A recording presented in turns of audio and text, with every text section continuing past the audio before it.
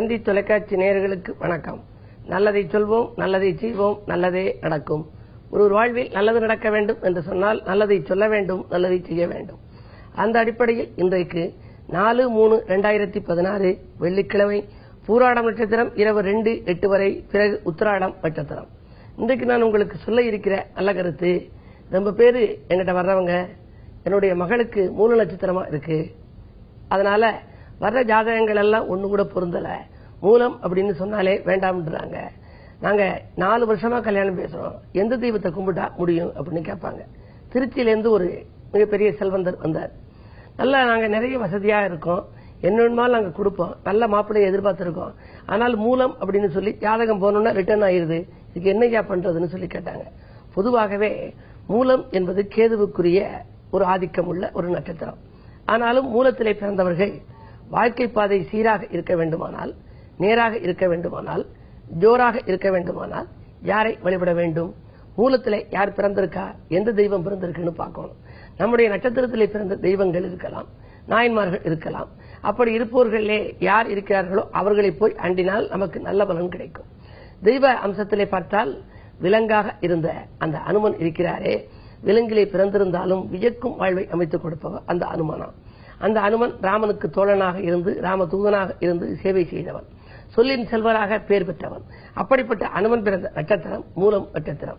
எனவேதான் ஒரு பதிகம் கூட வரும், மூலம் உனது வெண்மையினாம் மோதும் கதை உன் கையிருப்பாம். கையிலே கதாயுதம் அவர் வைத்திருப்பார். ஆழக்கடலை கடப்பதற்கே அரை நொடி போதும் என்பார்கள், வாழத் துடிக்கும் மாந்தர்களின் வருங்காலத்தை கணிப்பவனே, கால நேரம் பாராமல் கண்ணீர் துடைப்பாய் அனுமானே.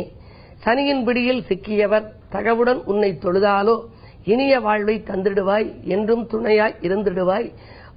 மணியை கட்டிய வாழ்கொண்ட மாருதி உன்னை வழிபட்டால், அடுத்த வரிதான் முக்கியமான வரி, மணியை கட்டிய வாழ்கொண்ட மாருதி உன்னை வழிபட்டால் பணியில் இருக்கும் தொய்வகலும் பணமும் காசும் கூடி வரும் என்பது ஒரு அனுமன் கவசம்.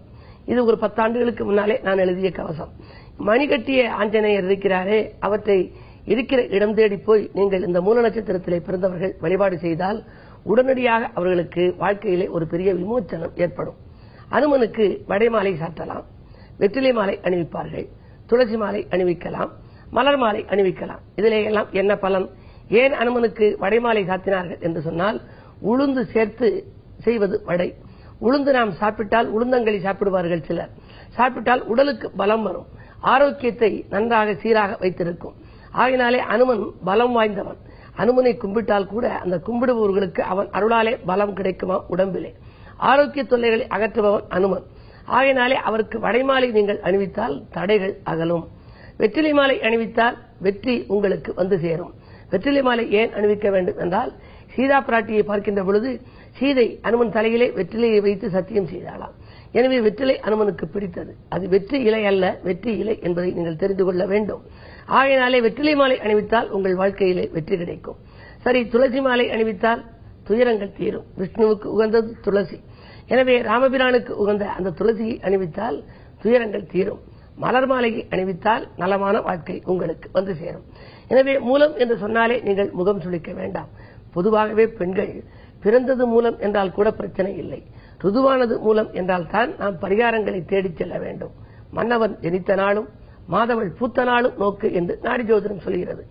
அந்த அடிப்படையிலே ஒரு பெண் பூத்த நட்சத்திரம், ருதுவான நட்சத்திரம் மூலம் என்று இருந்தால் அவர்கள் சில குறிப்பிட்ட ஆலயங்கள் தமிழகத்தில் இருக்கின்றன. அந்த ஆலயங்களுக்கு பிறந்தது மூலமாக இருந்தாலும் சரி, ருதுவானது மூலமாக இருந்தாலும் சரி, அவர்கள் அந்த ஆலயத்திற்கு சென்று சிறப்பு வழிபாடுகளை மேற்கொள்வதோடு, இப்படி மூலம் வருகின்ற நட்சத்திரங்களிலே எல்லாம் அனுமனையும் வழிபட்டால் அவர்களுக்கு முன்னேற்றமும் கிடைக்கும், நல்ல வாழ்க்கையும் அமையும் என்ற நல்ல கருத்தை தெரிவித்து இனி இன்றைய ராசி பலன்களை இப்பொழுது உங்களுக்கு வழங்கப் போகின்றேன். மேசராசி நேயர்களே, தட்டிச் சென்ற வாய்ப்புகள் தானாக வந்து சேரும் நாள். தனவரவு உங்களுக்கு திருப்தியாகவே இருக்கிறது. 8லே செவ்வாய் சனி இணைந்திருக்கிற காரணத்தினாலே வாழ்க்கை தேவைகள் கடைசி நேரத்தில் தான் பூர்த்தியாகும். அருகில் இருக்கவர்களால் ஒரு சிலருக்கு ஏமாற்றங்களும் உருவாகலாம். என்ன இருந்தாலும் வக்ர குருவாக இருந்தாலும் கூட குருவின் பார்வை உங்கள் ராசியில் பதிவதால் பணப்புழக்கம் நன்றாகவே இருக்கும். இன்றைக்கு வரும் வரவு மாலை நேரத்தில் செலவாகலாம். எனவே நீங்களே ஒரு நல்ல விரயத்தை மேற்கொள்வது நல்லது. குறிப்பாக குழந்தைகளின் நலன் கருதி எதிர்கால நலன் கருதி ஏதேனும் புது முயற்சிகளில் ஈடுபட்டிருந்தால் அதற்காக நீங்கள் விரயம் செய்வதன் மூலம் வீண் விரயத்திலிருந்து விடுபட இயலும். ரிஷபராசி நேயர்களே, உங்களுக்கு சந்திராஷ்டமம். அமைதியை கடைபிடித்து ஆனந்தம் காண வேண்டிய நாள். ஏதேனும் பக்கத்தில் இருப்பவர்களை விமர்சித்தால் அதனால் விவகாரங்கள் கூடிவிடும். அது மட்டுமல்ல, அலைச்சல் அதிகரிக்கும். அலைச்சலுக்கேற்ற ஆதாயம் கிடைக்குமா என்பது சந்தேகம்தான். பஞ்சாயத்துக்களில் திசை திருப்பங்கள் ஏற்படலாம். பங்குதாரர்கள் உங்களை விட்டு விலகிச் செல்லலாம். உடல் ஆரோக்கியத்திலும் தொல்லை ஏற்படும். வரவை காட்டிலும் செலவு கூடும் நாள் இந்த நாள். மிதுனராசி நேயர்களே, குடும்பச் சுமை கூடுகின்ற நாள். கூடுதல் விரயங்களை இன்றைக்கு நீங்கள் சந்திப்பீர்கள். 6ஆம் இடத்திலே சனி செவ்வாய் சேர்க்கையால் வரவு உங்களுக்கு திருப்தியாக இருந்தாலும் கூட கேது புதன் சூரியன் மூன்றும் இணைந்து 9இல் சஞ்சரிக்கின்றார்கள். எனவே முன்னோர் வழி சொத்துக்களில் தகராறுகள் ஏற்படலாம். பாகப்பிரிவினர்கள் இழுபறி நிலையில் இருக்கும். உடன்பிறப்புகள் கூட உங்களை விட்டு விலகிச் செல்லும் சூழ்நிலைகள் உருவாகலாம். குடும்பத்தில் அமைதி ஏற்பட நீங்கள் அருகில் இருப்பவர்களை அனுசரித்துக் கொள்ளுங்கள். விரயங்கள் கூடுதலாக இருக்கும் நாள் இந்த நாள். கடகராசி நேயர்களே, நினைத்ததை முடித்து நிம்மதி காணும் நாள். நிகழ்கால தேவைகள் உங்களுக்கு பூர்த்தியாகும். நிலையான வருமானத்திற்கும் வழியமைத்துக் கொள்வீர்கள். உத்தியோக மாற்றங்கள் ஒரு சிலருக்கு உறுதியாகலாம். மேலதிகாரிகளின் ஆதரவு கூடுதலாக கிடைக்கும். வள்ளல்களின் ஒத்துழைப்போடு சில முக்கிய பணிகளையும் நீங்கள் செய்து முடிக்கப் போகின்றீர்கள். கிழமை வெள்ளி என்பதால் அம்பிகை வழிபாட்டில் ஆர்வம் காட்டுங்கள். சிம்மராசி நேயர்களே, உங்களுக்கெல்லாம் விமர்சனங்களால் விரிசல்கள் ஏற்படுகின்ற நாள். நிலையான வருமானத்திற்கு வழியமைத்துக் கொள்ள வேண்டும் என்று விரும்புவீர்கள். நிகழ்கால தேவைகள் கடைசி நேரத்தில் தான் பூர்த்தியாகும். இடம் வாங்க விற்க உகந்த நாளாக இது இருந்தாலும் கூட முன்பு விட்ட இடத்தால் மீண்டும் பிரச்சனைகள் உருவாகலாம். சில பணிகள் பாதியிலேயே நிற்கிறது என்று கவலைப்படுவீர்கள். உடன்பிறப்புகளின் ஒத்துழைப்பு குறைவாகவே இருக்கும். விஐபிக்களின் ஒத்துழைப்பும் எதிர்பார்த்த அளவுக்கு இருக்குமா என்பது சந்தேகம்தான். என்ன இருந்தாலும் இன்றைக்கு பூராடம் என்பதால் போராட்டமான வாழ்க்கையை நீங்கள் சந்திக்கப் போகின்றீர்கள். போராட்டம் அகல இன்றைக்கு கிழமையின் அடிப்படையில் பார்க்கின்ற பொழுது அம்பிகை வழிபாட்டை மேற்கொள்ளுங்கள். தெற்கு நோக்கிய அம்பிகையை வழிபட்டால் தித்திக்கும் வாழ்க்கை அமையும்.